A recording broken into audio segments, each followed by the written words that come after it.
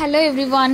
In this video நம்ம வந்துட்டு effective communication என்ன அப்படினு பார்த்துட்டு அதோட கைட்லைன்ஸ் கரெக்ட்டான ஒரு கம்யூனிகேஷன் இருக்கணும்னா அதுக்கு நம்ம என்னென்னலாம் வந்துட்டு ஃபாலோ பண்ணனும் அப்படின்றத மட்டும் பார்க்க போறோம். சோ இதுக்கு முன்னாடி நம்ம வந்துட்டு யூனிட் 3ல இருக்க மற்ற எல்லா கான்செப்ட்டுமே பார்த்தாச்சு. எல்லா வீடியோஸோட playlist லிங்க்கும் நான் வந்து இந்த வீடியோட description அட்டாச் பண்றேன். போய் செக் பண்ணி பாருங்க. இல்ல சேனல்ல போய் நீங்க டைரக்ட்டா செக் பண்ணி பாருங்க. எல்லாமே வந்துட்டு ஆர்கனைசேஷனல் பிஹேவியர் ஃபுல்லாவே இருக்கும். ஓகேவா? சோ ஃபர்ஸ்ட் வந்துட்டு effective communication என்ன அப்படினு பார்க்கலாம். effectiveனா என்னது? கரெக்ட்டா இருக்கணும். ஓகேவா? ஒரு மீனிங்ஃபுல்லா இருக்கணும். Okay, so effective communication means that the message is clearly sent, properly understood and receives the correct response. இது மூணுமே வந்து கரெக்ட்டா இருக்கணும். நான் அனுப்புற மெசேஜ் வந்துட்டு ரிசீவருக்கு கரெக்ட்டா போய் சேரணும். அதை அவங்க கரெக்ட்டா புரிஞ்சுக்கணும். அதை புரிஞ்சுக்கிட்டு அவங்க வந்துட்டு எனக்கு ஓகேவா இல்லையா அப்படினு வந்துட்டு ரெஸ்பான்ஸ் பண்ணணும். So இதுதான் வந்துட்டு ஒரு effective communication அப்படினு சொல்லுவாங்க. In organizations, effective communication helps improve teamwork, productivity and decision making. So இப்படி வந்துட்டு இருந்தாதான் ஒரு ஆர்கனைசேஷன்ல வந்துட்டு எல்லா வர்க்குமே கரெக்ட்டா நடக்கும். நான் இப்ப சொன்ன வர்க் எல்லாமே team work, productivity and decision making எல்லாமே வந்து கரெக்ட்டா இருக்கும். So இந்த மாதிரி ஒரு கரெக்ட்டான கம்யூனிகேஷன் நடக்கிறதுக்கு நம்ம என்னென்னலாம் ஃபாலோ பண்ணனும் அப்படின்றத தான் இதல பார்க்க போறோம். So first வந்துட்டு கிளியரா இருக்கணும், கன்சைஸா இருக்கணும். So அப்படினா என்ன அப்படினா use simple and direct language, avoid unnecessary words or jargons. So நம்ம வந்து இந்த previous வீடியோலயே பார்த்தது தான். ரொம்ப பெரிய பெரிய இங்கிலீஷ் வேர்ட்ஸ், புரியாத வேர்ட்ஸ் எல்லாம் யூஸ் பண்ண கூடாது. மத்தவங்களுக்கு புரியுற மாதிரி என்னோட ரிசீவருக்கு புரியுற மாதிரி தான் நான் பேசணும். சிம்பிளா இருக்கணும், டைரக்ட்டா இருக்கணும். தேவையில்லாத வேர்ட்ஸ் எல்லாம் போட்டு அவங்களை கன்ஃபியூஸ் பண்ண கூடாது. ஓகேவா? எக்ஸாம்பிள் வந்து instead of saying please expedite the generation of financial data reports, இப்படி பேசும்போது எனக்கே புரியல என்னன்னு எக்ஸ்பெடைட்னா என்னன்னு தெரியாது. ஸோ இப்படியெல்லாம் சொல்லாம just please send the finance report by 3 PM இப்படி சொன்னால் எல்லாருக்குமே புரிய போகுது. அவ்வளோதான். ஸோ இந்த மாதிரி தான் வந்துட்டு மெசேஜ் வந்து கிளியராக இருக்கணும், சிம்பிளாக இருக்கணும். ரொம்ப நமக்கெல்லாம் தெரியும் அப்படின்னு சொல்லிட்டு எல்லா வேர்ட்ஸையும் வந்துட்டு நமக்கு ரிசீவர் கிட்ட வந்துட்டு திணிக்கக்கூடாது. கிளியராக கன்சைஸாக இருக்கணும். அதான் வந்து ஃபஸ்ட்டு. அண்ட் தென் செகண்ட் வந்துட்டு நோ யுவர் ஆடியன்ஸ். இதுதான் நான் சொன்ன மாதிரி நம்ம யார்கிட்ட பேசுகிறோம் அப்படின்றத கரெக்டாக தெரிஞ்சுட்டு பேசணும். Tailor your message based on who you are communicating with. Example team members, managers or clients. யார்கிட்ட பேசுகிறோமோ அதை பொறுத்து தான் நம்மளோட மெசேஜ் வந்துட்டு நம்மளோட மெசேஜோட லெவல் இருக்கணும். டெக்னிக்கல் டேர்ம்ஸாக இருக்கட்டும் எல்லாமே. ஸோ எக்ஸாம்பிள் பார்த்தீங்கன்னா use technical terms with engineers but simple explanations for நான் டெக்னிக்கல் ஸ்டாஃப். நீங்கள் வந்துட்டு உங்கள் மம்மிக்கிட்டேயோ போயிட்டு அதாவது உங்கள் அம்மா கிட்ட உள்ள உங்கள் வீட்டில் இருக்கிறவங்க கிட்டலாம் போயிட்டு நீங்கள் படிக்கிறது இல்லை நீங்கள் இந்த மாதிரிலாம் வந்து நிறைய அவங்க ஆல்ரெடி அந்த ஒரு ஃபீல்டில் இருக்கிறாங்க அவங்களுக்கு தெரியும் அப்படின்னா நீங்கள் அவங்கள்ட்ட அதை பற்றி பேசலாம். இல்லை அவங்களுக்கு இதை பற்றிலாம் ஐடியாஸ் இல்லைன்னும் போது நீங்கள் வந்து அவங்கள கன்ஃபியூஸ் பண்ணுற மாதிரி தேவையில்லாதெல்லாம் பேசி பண்ணுறது வந்து பிடிக்காது, புரியாது. ஸோ அந்த மாதிரி வந்து யார் யாருக்கு எப்படி எப்படி சொன்னால் புரியுமோ அவங்கவுங்களுக்கு அப்படி சொன்னால் தான் புரியணும். அதுக்கேற்ற மாதிரி நம்ம சிம்பிளாக தான் இருக்கணும்.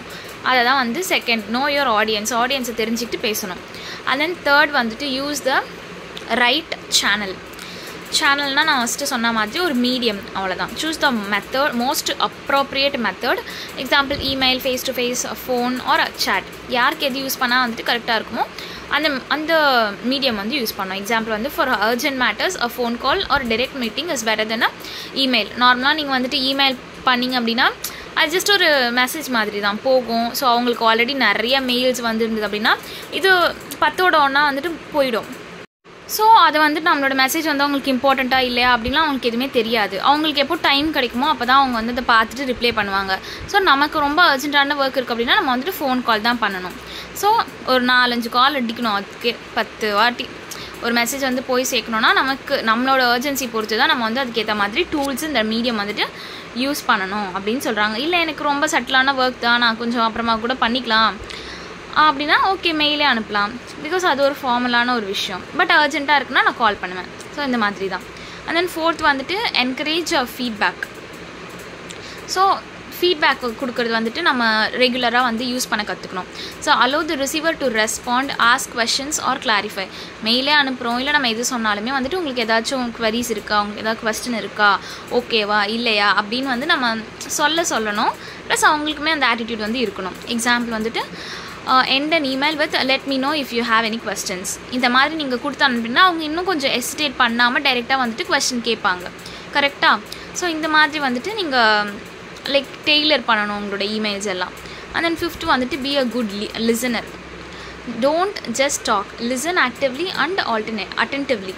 லைக் ஃபஸ்ட்டு குவாலிட்டி வந்து நல்லா லிசன் பண்ணணும். நீங்கள் வந்து ஒரு ப்ராப்பரான கம்யூனிகேஷன் இருக்கணும் அப்படின்னா நீங்கள் அதை ஃபஸ்ட்டு அவங்க சொல்ல வர மெசேஜை நீங்கள் நல்லா புரிஞ்சுக்கிட்டு அதுக்கப்புறமா நீங்கள் வந்து உங்களோட ஆன்சரை கொடுக்கணும். ஸோ அதுதான் வந்துட்டு கரெக்டான ஒரு மெத்தட். ஸோ எக்ஸாம்பிள் வந்துட்டு இன் meetings allow others to speak and acknowledge their points before responding வந்து இங்கே கட் ஆகிட்டுருக்கு, பட் பிஃபோர் ரெஸ்பாண்டிங் அப்படின்ட்டு வரும். ஓகேவா? ஸோ இதே தான் மற்றவங்களுக்கும் வந்துட்டு பேசுகிறதுக்கு ஒரு நல்ல ஸ்பேஸ் கொடுக்கணும். நம்ம வந்துட்டு அதை லிசன் பண்ணணும். ரெஸ்பாண்ட் பண்ணுறதுக்கு முன்னாடி அவங்க என்ன சொல்ல வராங்க அப்படின்றத நல்லா புரிஞ்சுக்கிட்டு அப்புறமா வந்து அவங்களுக்கான ஆன்சர் வந்து நம்ம கொடுக்கணும். ஸோ நல்ல ஒரு லிசனராக இருக்கணும். இது வந்துட்டு 5th பாயிண்ட். 6th வந்துட்டு use non-verbal cues wisely. non-verbal cuesனால் நான் சொன்ன மாதிரி இப்போது நம்ம பாடி லாங்குவேஜ், ஆட்டிடியூட் இதுலேருந்து தெரியுது எல்லாமே வந்துட்டு கரெக்டாக நம்ம வந்துட்டு பண்ணணும். எக்ஸாம்பிள் அதான் body language, tone and facial expressions should match your message. நீங்கள் வந்துட்டு உங்களோட மெசேஜ் சாஃப்டாக தான் இருக்குது, பட் நீங்கள் அது வந்து ரொம்ப சத்தமாக சொல்கிறீங்க, இல்லை மூஞ்சி கோவமாக வச்சுட்டு சொல்கிறீங்க அப்படின்னா அது ரிசீவ் பண்ணுறவங்களுக்கு மெசேஜ் அவங்க அண்டர்ஸ்டாண்ட் பண்ணிக்கிறதுக்கு முன்னாடி உங்களோட டோன் பார்த்தே அவங்க வந்துட்டு ஓகே இது வந்து ஒரு கஷ்டமானது போல், ஏதோ ஒரு டஃப்பான டாஸ்க் போல் அப்படின்னு நினச்சிடக்கூடாது. ஸோ அதை வந்து நீங்கள் கரெக்டாக வந்து யூஸ் பண்ணணும். A positive tone and smile while giving feedback helps the other person feel comfortable. So இந்த மாதிரி வந்துட்டு கரெக்டான வந்து ஒரு non-verbal cues வந்து இருக்கணும். And then 7th வந்துட்டு அவாய்ட் அசம்ஷன்ஸ் அண்ட் மிஸ்இன்டர்பிரிட்டேஷன்ஸ். இது என்ன சொல்கிறாங்கன்னா அஸ்யூம் பண்ணிக்காதீங்க, எதையுமே அஸ்யூம் பண்ணிக்காதீங்க, கரெக்டாக வந்துட்டு ஸ்பெசிஃபிக்காக சொல்லணும். Don't assume others know what you mean, B specific. நான் வந்து இதை உங்களுக்கு சொல்ல நினைக்கிறேன்னா நானே வந்து நினச்சிக்கூடாது ஓகே இவங்களுக்கு இது தெரியும் அப்படின்ட்டு, உங்களுக்கு அது தெரியாமல் கூட இருக்கலாம். ஸோ நான் வந்து என்னோடய சைட்லேருந்து சொல்ல வேண்டியதை கரெக்டாக சொல்லிடணும். ஓகேவா? ஸோ எக்ஸாம்பிள் வந்துட்டு instead of saying finish it soon say submit the file by Friday at 5 PM. நான் நினைக்கலாம் சரி நான் வந்துட்டு ஃபினிஷ் இட் சூன்னு சொல்லிவிட்டு உங்களுக்கு வந்து புரிஞ்சிடும், இந்த வீக்கெண்டுக்குள்ளே அதை முடிஞ்சிடும் அப்படின்னு சொல்லிட்டு. அப்படி கிடையாது, உங்களுக்கு புரியாமல் கூட இருக்கலாம். நீங்கள் ஒரு வேளை சீக்கிரமே முடிச்சு கொடுக்கணும் அப்படின்னு நீங்கள் அதிகமாக ஒர்க் பண்ணலாம். ஸோ அப்படிலாம் இல்லாமல் நான் ஸ்பெசிஃபிக்காக சொன்னேன்னா நீங்கள் அதுக்கேற்ற மாதிரி பிளான் பண்ணிவிட்டு நீங்கள் ஒர்க் பண்ணுவீங்க. ஸோ அதை தான் வந்து இதில் சொல்லியிருக்காங்க. அண்ட் தென் 8th வந்துட்டு ஸ்டே ஓப்பன் அண்ட் ரெஸ்பெக்ட்ஃபுல். இதில் என்ன சொல்கிறாங்கன்னா be respectful of others opinions and communicate with a positive attitude. ஒருத்தவங்க வந்துட்டு ஏதோ ஒரு விஷயம் சொல்கிறாங்க, எனக்கு அதில் வந்துட்டு விருப்பமே கிடையாதுனா கூட நீங்கள் வந்துட்டு அதை ரெஸ்பெக்ட்ஃபுல்லாக தான் டீல் பண்ணணும். இல்லை எனக்கு பிடிக்காது அப்படியெல்லாம் வந்து சொல்லக்கூடாது. ஆர்கனைசேஷனில் எப்படி வந்துட்டு நம்ம அதை பொலைட்டாக அவங்களுக்கு புரிய வைக்கணுமோ, இல்லை எனக்கு இதில் விருப்பம் இல்லை அப்படின்னு சொல்லணுமோ அது வந்துட்டு கரெக்டாக பண்ணணும். ஸோ எக்ஸாம்பிள் வந்துட்டு even if you disagree in a meeting respond politely, I understand your point, May I share a different view. So இந்த மாதிரி இதெல்லாமே ரொம்ப கேஷுவலான திங்ஸ். நீங்கள் ஐடியில் ஒர்க் பண்ணுறீங்கன்னா தெரியும் லைக் எப்படி வந்து நம்ம அதை பாலிஷ் பண்ணி பேசுவோம், அதை பொறுத்து அது வந்துட்டு ரெஸ்பெக்ட்ஃபுல்லாக இருக்கணும். ஸோ அதுதான் வந்துட்டு stay open and respectful. And then 9th வந்துட்டு use proper timings. What it மீன்ஸ்னா send or discuss messages at the right time, not when the person is busy or stressed. கரெக்டான ஒரு டைமிங் வரும்போது தான் இப்போது அதுக்கு தான் வந்துட்டு நம்ம மோஸ்ட்டாக வந்து இந்த டைமில் இந்த மீட்டிங் வச்சுக்கலாம், இந்த கால்ஸ் இப்போ இருக்கட்டும் அப்படின்ற மாதிரி ஒரு டைம் ஸ்கெடியூல் பண்ணி அந்த டைமில் தான் அதை பற்றி டிஸ்கஸ் பண்ணோம்.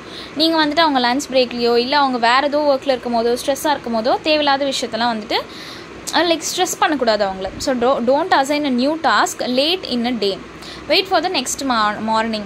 ஈவன் தோ வந்துட்டு நீங்கள் எப்படியோ அவங்க நாளைக்கு மார்னிங் தான் அதை ஒர்க் பண்ண போகிறாங்க, பரவாயில்ல நம்ம இப்போவே அதை அசைன் பண்ணி விடுவோம் அப்படின்லாம் நீங்கள் வந்து பண்ணிங்கன்னா அது எக்ஸ்ட்ரா ஸ்ட்ரெஸ் தான் கொடுக்கும். ஸோ அதனால் கரெக்டான டைமிங்கில் தான் நீங்கள் வந்து கரெக்டாக வந்து அப்ரோச் பண்ணணும் அது. ஸோ அதனால தான் use proper timing. And then 10th வந்துட்டு ensure message accuracy. So double check facts, figures or details before sharing. எதுவும் ஷேர் பண்ணுறதுக்கு முன்னாடி நீங்கள் வந்துட்டு லைக் இமெயில் பண்ணுறதுக்கு முன்னாடியுமே வந்துட்டு நீங்கள் ஒரு 2-3 வாட்டி செக் பண்ணிவிட்டு கரெக்டாக தான் இருக்கா அப்படின்னு பார்த்துட்டு தான் நீங்கள் வந்து அனுப்பணும். எக்ஸாம்பிள் வந்து review or report or message to avoid errors or confusion.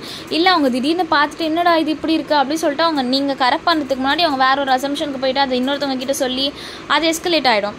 So அது மாதிரி ஆகாமல் இருக்கிறதுக்கு நீங்கள் வந்துட்டு ஃபஸ்ட்டு எது பண்ணனாலும் ஒரு வாட்டி 2-3 வாட்டி செக் பண்ணிவிட்டு மற்றவங்களுக்கு சென்ட் பண்ணுறது ரொம்ப ஒரு நல்ல விஷயம். ஸோ அதனால் இதுவுமே வந்துட்டு பார்த்துக்கோங்க. ஸோ இது வரைக்கும் பார்த்த எல்லாத்தையுமே வந்துட்டு அந்த 10 பாயிண்ட்ஸும் ஒரு சம்மரி மாதிரி கொடுத்துருக்கேன் பாருங்கள். இதை எல்லாமே ஈஸி தான், பட் பாயிண்ட்ஸ் மட்டும் ஞாபகம் வச்சுக்கோங்க. ஓகேவா? ஸோ வேறு ஏதாச்சும் டவுட்ஸ் இருந்ததுன்னா என்கிட்ட கேளுங்க. மற்ற வீடியோஸ் எல்லாம் பார்க்கணுன்னா சேனல் சப்ஸ்கிரைப் பண்ணிக்கோங்க. சேனலில் போய்ட்டு ப்ளேலிஸ்ட் லிங்க் எல்லாமே இருக்குது, செக் பண்ணி பாருங்கள். ஏதாச்சும் டவுட்ஸ் இருந்துச்சுன்னா இங்கே வந்துட்டு எப்பவும் போல கமெண்ட்ஸ்லேயே கேளுங்க, நான் ஆன்சர் பண்ண ட்ரை பண்ணுறேன். Okay, thank you.